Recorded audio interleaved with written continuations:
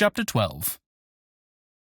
Balashi kept looking at Ammon oddly all evening as they prepared a simple dinner and went through their customary nightly rituals. At last, he decided to broach the subject. "If your head weren't full of rocks, you'd be floating off the ground," he said. "Tell me what happened to you today. Were you able to somehow sneak a note to your girlfriend?"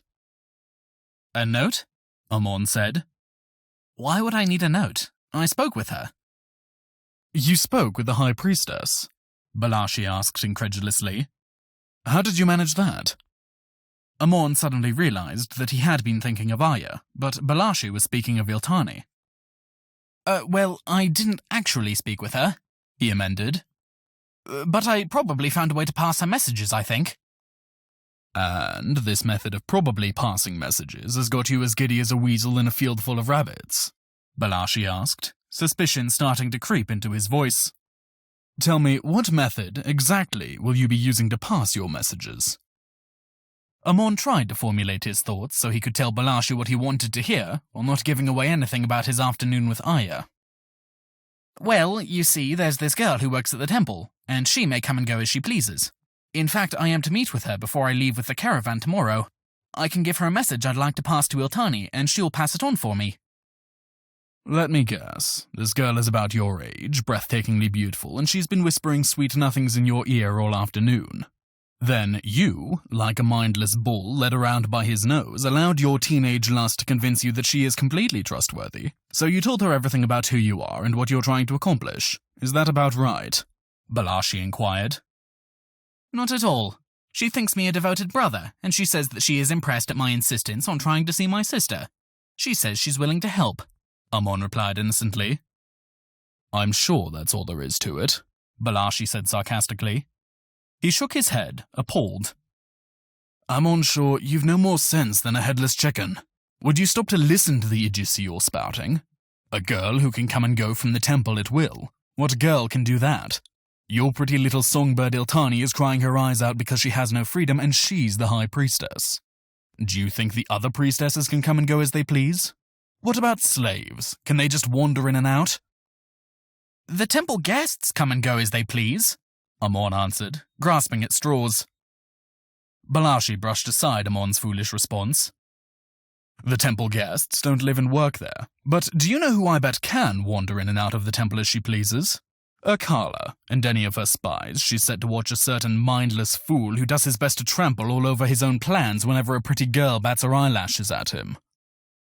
"It's not like that," Ammon insisted, starting to get angry. "Arya isn't a spy. She wouldn't go to Akala with anything I tell her." "Oh, really?" Balashi answered. "And just how do you know what Arya would or wouldn't do? Is it due to the close personal relationship that you've developed after a single solitary day? Or did Ishtar send you a dream in which she told you that you may trust dear innocent Arya?" "You were seeing that pretty spy Akala sent after you," Ammon accused, trying to change the subject. "In the first place, we aren't talking about me, we're talking about you," Balashi enumerated. "In the second place, I'm seeing that spy Akala sent because to do otherwise would be far more suspicious. And thirdly, and most importantly, as I have developed a modicum of self-control, unlike you, I won't go blabbing all my innermost secrets whenever Ninshuel blows me a kiss." "I haven't said anything to Arya that would compromise my disguise," Ammon insisted. "I'll just send messages by her that will let Iltani know that I'm working on a plan."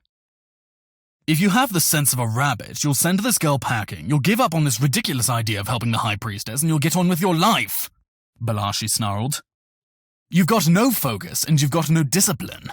You're as inconstant as an ocean wave. You can't even pursue a goal for more than a day or two before you get distracted. You'll never get your kingdom back because you can't even decide if that's what you want to do. I can see it in your eyes that you've already half forgotten the High Priestess, to whom only last week you swore lifetime devotion. Go ahead and forget her the rest of the way, establish a decent business selling olives or whatever else you think you would be happy doing, and give up on this idea that you're a great hero out of the stories." Ammon, first growing more and more offended, and then, recognizing that Balashi's tirade was more than a little justified, threw himself miserably down on his pallet and closed his eyes. Everything that Balashi said was true. He was a fool. He kept having grand plans occur to him, but he couldn't follow through on them. He was as far away from retaking Eridu or rescuing Yiltani as he had been on the first day he swore to do those things. The more he thought it through, the more wretched he became. His heart wanted to believe that Arya was special, that she had feelings for him and hadn't just been sent by Akala, but Balashi's logic was unassailable, and Ammon felt his heart breaking. As he lay there thinking over his stupidity, hot tears began flowing down his cheeks. Everything Balashi said was true. He needed to stop thinking he could accomplish these impossible dreams and start living in the real world instead. The pallet he was laying on compressed as Balashi sat down next to him. A warm hand rested on his shoulder. Little princeling, please forgive me. I was too hard on you. Everything you said was true, Ammon cried, his voice breaking. Yes, but I shouldn't have been so harsh when I told it to you, Balashi said softly. Many men older and wiser than you have lost their heads over women, aye, and their kingdoms too. I think that all of their beautiful race are half goddess and half demon, sent to torment us with our own shortcomings. My kingdom really is lost to me forever, isn't it? Ammon asked more calmly. Some things that break can't be mended, Balashi whispered hoarsely. No amount of killing those who ruined your life will bring back the ones you loved. Even if the gods punish Lipitanki as he deserves, the hole in your heart can never be mended. Ammon sniffed and rolled over to look at his friend. You're not talking about me at all, are you? Are you referring to yourself? He asked. Balashi, what happened to you? Were you married once? Balashi shook his head. It is an old wound, mostly scarred over now. It will do no good to you or me to speak of people dead 20 years and more. Please, Balashi, burdens become easier to bear when shared with friends, Ammon persisted. Balashi snorted. Not these kinds of burdens, but after all, why not? You, of all people, can understand at least a bit of what I've gone through. He took in a deep breath and sighed. I can't spin out a tale to make it seem like it's actually happening the way that you can, so I'll tell it plainly. When I lived in Akkad, I was a man of some wealth and influence. Not anything like your father, but I fancied myself important and clever enough that I could play the games of power and win. I did well enough at court, advising even the emperor on occasion in small matters of no import. My rise at court occasioned jealousy and anger, some of it no doubt earned, for in those days I wasn't afraid to step on those beneath me to reach the heights that I aimed for. Well, jealousy led to plots, and plots led to murder. I was so sure of myself that I never saw it coming when the venomous adders struck my home. I was away at court, where I spent almost all of my time. My beautiful wife, whom I shamelessly neglected, and my 2 beautiful boys who I so rarely saw were killed, and the magnificent mansion I spent so much money to build was burnt to the ground. But that is not all. My enemies were not content to tear out my heart, they wanted my head as well. They spread vile lies that I had committed these crimes myself, and they planted evidence where others, including my own father-in-law, would find it. Their lies were believed. All of my friends deserted me, and I was spared from death only by one last joke the gods saw fit to play. On the night before I was to be executed, I lay in my own filth in a pit. The Akkadians don't build dungeons as Sumerians do. Rather, they leave their prisoners in barred pits exposed to the elements. There was a tremendous rainstorm, and my pit began to fill up with water. At first, I thought I could let myself drown and save myself the humiliation of the execution, but my body rebelled and wouldn't let me. I floated to the top of the pit, buoyed by the water. The heavy rain had eroded the fittings that kept the heavy logs which served as bars over my cage in place, and the rising water made the logs just light enough that I could push one aside just enough to escape. I fled Akkad, nearly dying when I crossed a desert and nearly dying again in 2 senseless fights when I was drunk seeking to forget my sorrows. Eventually, I ended up in Eridu and took service with your father, Balashi finished. That's horrible, Ammon commiserated. Terrible and sad and unjust, he continued, trying to find the right adjective that would encompass all that Balashi had experienced. I don't know that it was unjust, Balashi said matter-of-factly. I would like to believe that I didn't deserve it, but perhaps the gods just took all of the misery I had visited upon others over the years and fed it back to me in one single night. Ammon looked horrified.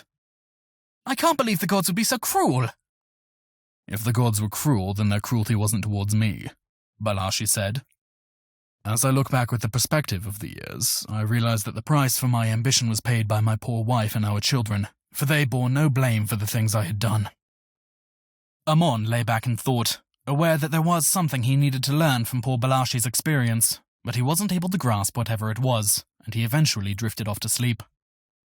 The next morning, as he bid Balashi farewell, their parting was melancholy. Balashi still fought with the lingering memories invoked by his story of the night before, and Ammon was uneasy about Aya. He reminded Balashi that he would be gone with the caravan for several days, and then he made his slow, dragging way to the temple to see Aya. He made up his mind that he would say something cruel to her, and tell her he never wanted to see her again. But when he arrived at the temple, and she came bounding out of the gates with such joy at his arrival, his resolve cracked and broke. He didn't return her enthusiastic hug with much energy, so she looked at him worriedly, and saw the sadness in his eyes. "What's wrong?" she said, with what seemed to be real concern. He swallowed down his cruel words, telling himself that there would be time enough to put her aside when he returned from Eridu. "Nothing," he told her. "It's just that I feel I will miss you terribly when I can't see you for several days." Aya grinned. "You can dream of me, and count the days until you return, so that when next we meet you can muster more energy for your greeting than this altogether unacceptable moping." Ammon tried to smile. "I'll do my best," he said simply. "And bring me a present," Aya insisted. "Something expensive and pretty and completely useless." "I'll see what I can manage," Ammon replied. "Well, what have you decided to take in place of beer?" Aya wanted to know. Ammon's ennui suddenly fell away, to be replaced with panic. He hadn't decided on anything to replace the beer. He'd been too distracted by Aya. She saw his expression and sighed in exasperation. "Apparently I'll have to be both the brains and the beauty in this relationship," she said. "You can be the brawn, but if you want to take that on, you are going to need to exercise a fair bit more than you do now." "Do you have an idea for me?" Ammon asked desperately, ignoring her teasing completely. "As it so happens, I do," Aya said. "But if you want it, you're going to have to give me some reason to share it with you. So far this morning, you have completely failed to inspire me, so you will need to do something heroic if you are to deserve the brilliant idea which I have come up with." Ammon felt a bit of his desperation leaving him in the face of Aya's relentless optimism. She had been smart enough to warn him off the idea of taking beer, so possibly she was clever enough to come up with a better alternative than what he could cobble together on the spot. But he saw that she needed a bit of teasing from him first. "I don't know," he said dubiously. "You are just a girl after all, and even though you've claimed to be a goddess, you haven't bothered to tell me what you are the goddess of. What if I waste a bunch of effort trying to impress you and your idea turns out to be ridiculous?" "Huh," Aya replied. "That question is unworthy of a response, and I might add it just pushed you farther away from getting me to share my idea with you." "I'm trying to gauge exactly how creative I need to be," Ammon responded reasonably. "If it is a really poor idea, I'm not going to want to shame you by coming up with some spectacular method for getting you to divulge it." Aya sighed. "It's worthy of at least a mediocre response, which is the best I can hope for out of you this morning, I can tell. Has anyone told you that you aren't at your best in the morning? Honestly, I'm surprised you could even find your way to the temple without a guide." "All right, a mediocre response it is," Ammon promised. "Just give me a minute." He stood to one side talking to himself, as he tried to improvise a decent rhyme that was clever enough for at least a smile. At last, he felt like he had one. "Never underestimate the cleverness of a girl, especially one as dangerous and beautiful as Aya, whose brilliant ideas are like precious pearls that will keep me from becoming a scorned pariah." Aya frowned. "Barely adequate," she judged. "You call me beautiful, which is an accurate but altogether overused adjective, and you refer to me as a girl. Yesterday, you could be counted on to at least occasionally call me a goddess. Pariah was a fair rhyme for Aya, I'll give you that, but you should have praised my many stunning attributes in several more lines, though at least you are coming to realize how smart I am." "Barely adequate sounds like a success to me," Ammon declared triumphantly. "So, how about if you keep up your end of the bargain?" "Oh, all right," Aya agreed. "Dates. That's what you should take to sell in Eridu. Dates." Ammon thought about it. "I'm not sure I see your logic," he said. "Dates don't grow well in Eridu. It's too wet," Aya said. "They do better in a drier climate. But that isn't all. I just found out that a whole shipment of dates arrived in Uruk via the river. Apparently, they had bumper crops up somewhere near a shore. A lot of the farmers were upset by the low prices their crops brought in ashore, and they had the idea of shipping them into Uruk for sale, though so many of them opted for that approach that prices have dropped here as well. If you move quickly, you should be able to purchase them cheaply here and sell them for a lot more in Eridu. Ammon nodded, impressed. Your idea sounds great. I'll discuss it with Namhu and see if I can convince him to go for it. Thanks, Aya. You're welcome, Aya said. Now go make lots of shekels so you can buy me nice presents. She gave him a quick kiss on the cheek and went back into the temple. Ammon was even more successful with the second caravan than he had been with the first.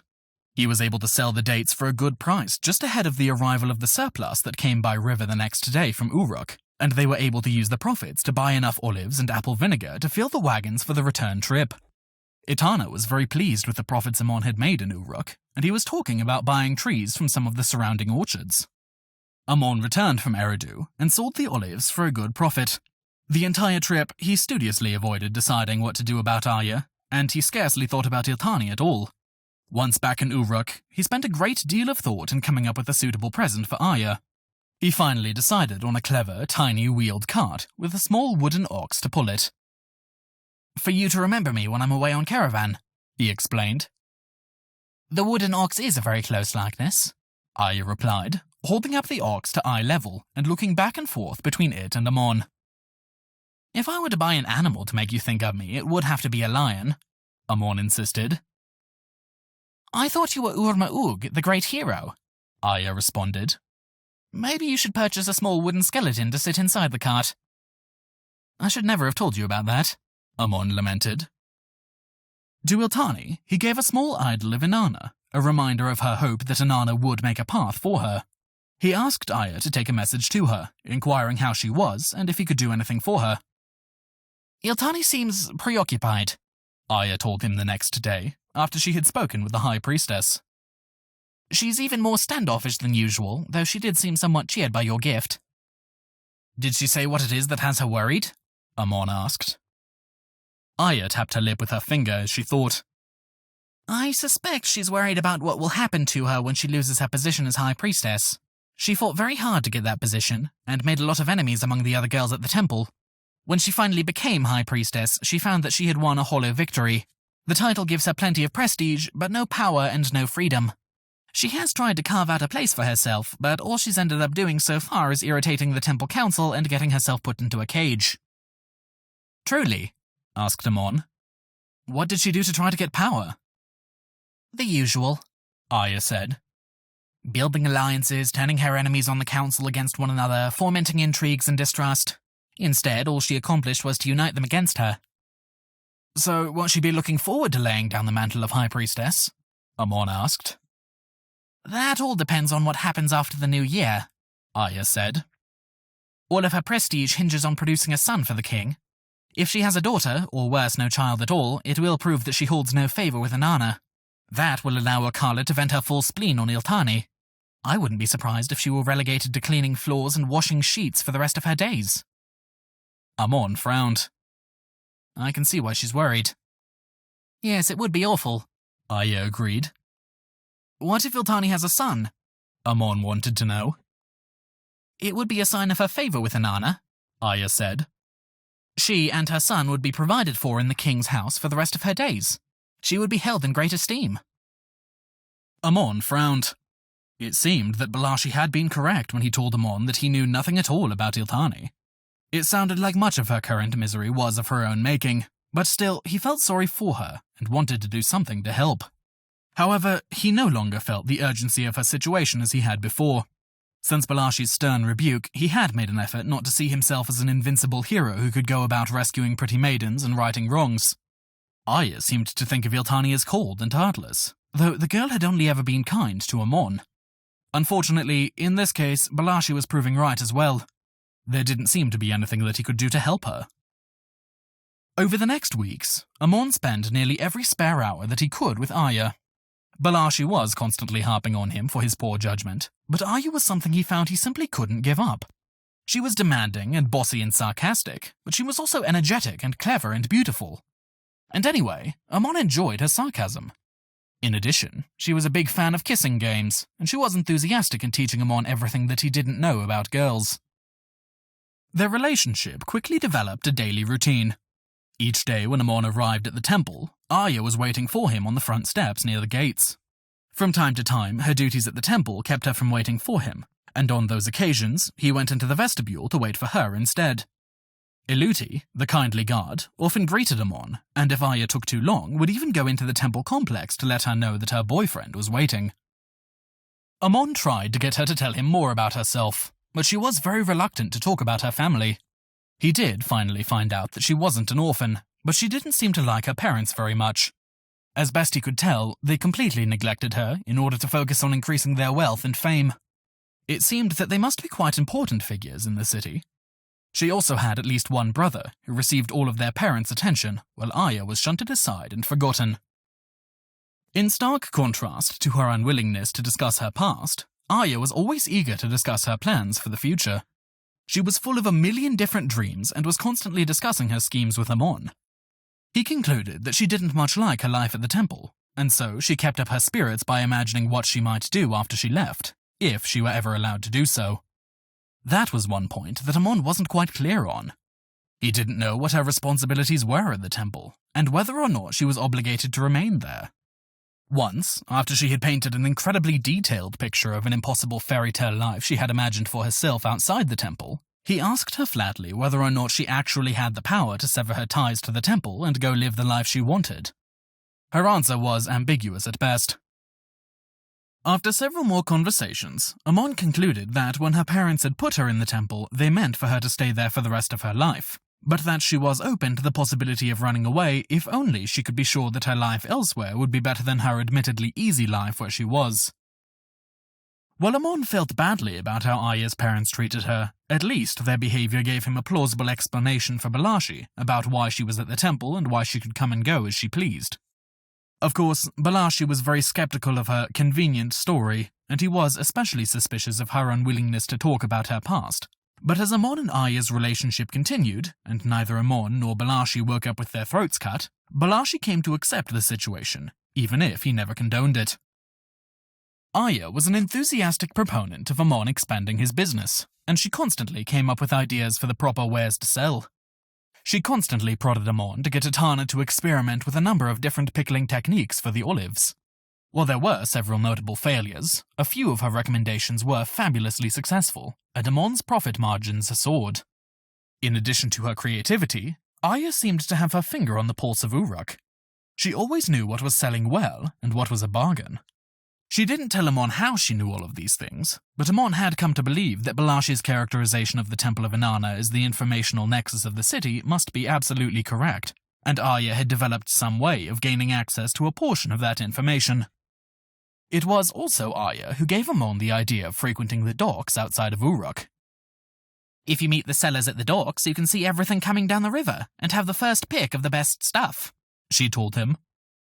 He was a bit skeptical at first, but a hesitant foray to look into a cargo of bird pelts that Arya insisted would be a gold mine ended up convincing him. In retrospect, he should have realized that the love of the Urukai for gaudy displays would provide a perfect market for the thousands of iridescent feathers he ended up buying, but at the time he couldn't understand why Arya insisted that he pay out so much silver to a group of hunters who were selling the leftover skins of the birds that they had killed for their succulent flesh. When he made more than triple his original investment on the sale of the feathers, he became quite a bit more enthusiastic in searching the docks for hidden treasure whenever new ships tied up there. In fact, he made a practice of walking out to the docks every afternoon whenever he was in the city. One day, on his way there, he saw a group of kids splashing around in the river a half-mile or so upstream from the docks. Curious, he went to take a closer look. First one kid, then another disappeared out of sight beneath the high bank. "Hey, what are you kids doing down there?" Ammon called. The kids were reticent at first, but as Ammon came down to the bank to see, one of the kids pointed up under the bank. "It's the Caves of Enki," he said. "The Caves of Enki?" Ammon echoed. "He made them for Inanna after she stole the Holy May," the boy clarified. Ammon looked where the kid was pointing, and saw that, sure enough, there were a series of cave openings along the bank. "They say that they go all the way under Uruk," the kid told him. The waters under the earth flow from the Temple of Inanna into these caves. Ammon poked his head into the closest of the caves and looked around. The cave floor was covered in water, and there was a tunnel in the back that led into pitch darkness. Ammon bent down to take a river-smoothed stone from the cave floor, meaning to give it to Arya and tell her about what he had found. As he picked up the stone, he noticed a couple of sea balls scattering from the splashes he made. "Hello, brave warriors," Ammon greeted them. "Do you battle for the hearts of the sea cows today? Have your sea cows all laid their eggs? Do your young sons and daughters go forth to find their place in the world?" Seeing the sea cows made Ammon think of the great walls he had built to protect the children of Gugulana. Iltani had told him, through Arya, that many of Gugulana's children had hatched, and she had released them from their walls. Ammon considered coming back to capture the sea balls to take as pets to Arya, but then he thought better of it, reasoning that sea balls would no more enjoy captivity than a man would. Instead, he held on to the curiously patterned stone with black and white swirls that had been turned by the river into a smooth oval. "Oh, great! A rock!" Arya said unenthusiastically after Ammon presented her with the stone. "It comes from the caves of Enki," Ammon told her. "The caves were made for Inanna by Enki himself, and they run all the way under Uruk." "So, Enki was exactly as romantic as you are. How disappointing. You would think that a god could come up with something more interesting than a cave to give a goddess." Arya looked at the rock again. "At least I have trained you to bring me presents from whatever interesting places you happen to visit. Now I just need to train you to bring me specific kinds of rocks. Ones that are shiny and valuable is where you need to start, but thanks for thinking of me." She threw her arms around his neck and gave him a kiss. Ammon travelled to and from Eridu at least once a week, bringing lavish presents back each time for Arya, and somewhat less impressive presents for Akala and Iltani. Arya did not object specifically to the arrangement, but she was skeptical as to whether his presents were having any impact at all on Akala. The old hag never refused his presents, but she never had a kind word for him, though she noticed him in the vestibule of the temple several times when he came to get Arya, and she did not rescind her decree that prevented Ammon from seeing Iltani. Arya brought word from Iltani from time to time. The poor high priestess seemed to be close to despair. Ammon provided what cheer he could for her, but his inability to see her severely limited what he could do for her. An interesting byproduct of his continuing, though waning, interest in Iltani's well-being was that Arya appeared to be developing a friendship with the high priestess. "When we're married, Iltani will be my sister-in-law. I would be a poor wife indeed if I didn't make an effort to be a friend to my husband's cherished sister," Arya told Ammon. Ammon was both pleased and worried by the girl's growing closeness. Arya was almost fanatical in her insistence that Ammon share everything about his life with her, down to the most minute detail, and yet she still had no idea that he was not who she thought he was. He had been sorely tempted to tell her on several occasions, but Balashi's continuing suspicion held him back. Ammon justified his continuing reticence by telling himself that it didn't matter. Ammon sure was who he had been, but now he was Etana, a merchant of Uruk. His justification didn't really work, though, and he frequently resolved to tell Arya, only to abandon his plans when Balashi's warning that she was a spy echoed through his head. One day, he was returning from Eridu with a purse full of silver shekels, due primarily to Arya's influence, when he resolved that it was time to tell her once and for all who he really was. His decision stemmed mainly from Namhu's admiration of Arya's uncanny skill at selecting trade goods. His friend had joked that if Ammon didn't marry Arya, he was liable to do so himself. "Even if she were as wrinkly and ugly as the temple matron, I wouldn't hesitate a second to make her my wife. That girl is worth her weight in silver a dozen times over." Ammon couldn't help but agree, and since Arya was so fanatical about honesty, he resolved to set the record straight before he broached the subject of an official betrothal. He went to a skilled woodworker at the temple market, where he had previously purchased the tiny bull and cart for Arya, and asked the man to make him an intricate wooden skeleton. A couple of weeks later, he returned to the artisan's booth and picked up the small carving. He marveled at the magnificent details. The ribs, arm and leg bones, and tiny, intricate skull were all amazing to behold. Skeleton in hand, he went to the temple and told Arya that they would be having a special lunch together. He took her to their favorite spot in the hills above Uruk, and after lunch he presented her with the skeleton. She exclaimed over it and gave him a hug. "Now, whenever I play with my little ox cart, I can look at the skeleton and think of death. That is just what I want to be thinking about when you're on the road and might be set upon by bandits or wild beasts at any time," she said sarcastically. "Honestly, do you never put any thought at all into the presents you choose for me?" "It was you who suggested the skeleton," Ammon reminded her mildly. "I was joking. Can't you tell the difference between a real suggestion and a joke?" she demanded. "It's often hard to tell with you," he admitted. "Maybe I should have had the woodcarver do a carving of a small naked hero instead. I guess the skeleton is, perhaps, just a bit morbid. Next time you want to give me a memento, perhaps you should ask me first, rather than trying to surprise me. With your surprises, I usually end up being more surprised at how mutton-headed your surprises are," she told him. "It is interesting that you mention mutton-headed surprises," Ammon said. "Because I have another surprise for you. Balashi would say that I'm mutton-headed for telling you at all, and I have no doubt you will call me mutton-headed for not having told you sooner."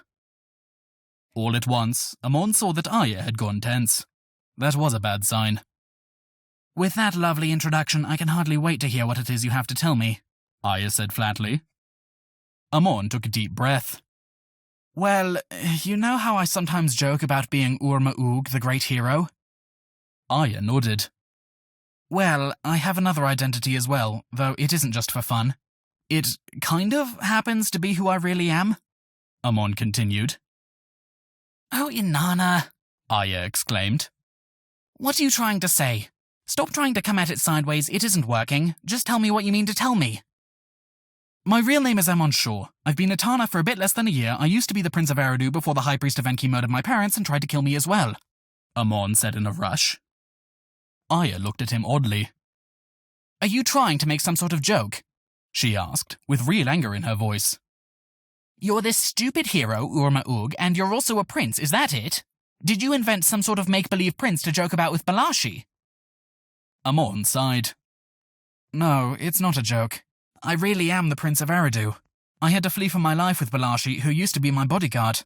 The false priest, Enki, who killed my parents, was hunting for me as well, so we fled to Uruk and I invented a new identity in order to hide from my enemies." "So you've been lying to me this whole time about who you are?" Arya demanded, incredulous.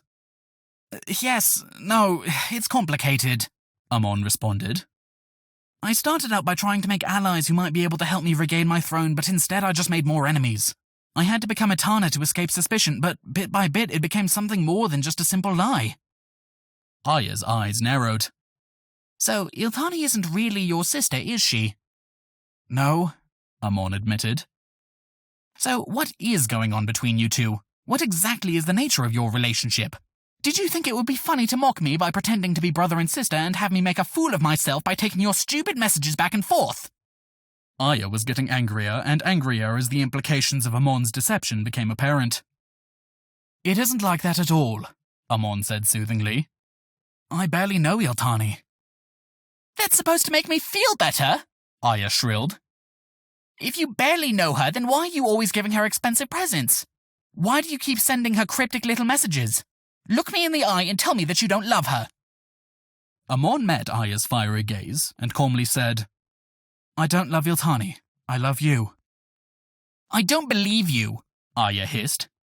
"You're too practiced at lying." She stood there, breathing hard for a moment, staring furiously at Ammon, as if seeing him for the first time. "Did you ever kiss her?" Arya asked. "If she means nothing to you, then surely it would never occur to you to kiss her." "Well," Ammon demurred. "When I first met her, and before I met you, I thought she was really pretty. She seemed sad and lonely, and after the death of my parents, I was feeling low too, so yeah, I kissed her, once." "Oh, Inanna, you filthy lying weasel!" Arya shrieked. She threw the wooden skeleton to the ground with all of her might. "You two-timing!" She stomped on the little wooden carving. "Lying!" Another stomp. "Jackal, I never want to see you again!" Tears of rage ran down her cheeks, and she turned and ran down the path back to Uruk. Ammon stood there, stunned. Never, in all of his worst nightmares, had he imagined that this conversation could go so badly. He shoved his hands in the pockets of his robe and began slowly walking back the way Arya had gone, thinking furiously. What could he have done differently? Maybe he should have dealt with the issue of Iltani first, holding back his true identity but telling Arya about how he came to be involved with the High Priestess. She might have even thought it noble of him to do his best to keep his word to the girl. She'll calm down in a day. No, maybe in a fortnight, Ammon told himself as he walked. She's just angry because I sprung it on her all at once. After she's had some time to think about it, she'll understand. She'll know that I can't have done anything with Iltani for months and months now. She'll calm down, and everything will go back to the way it was.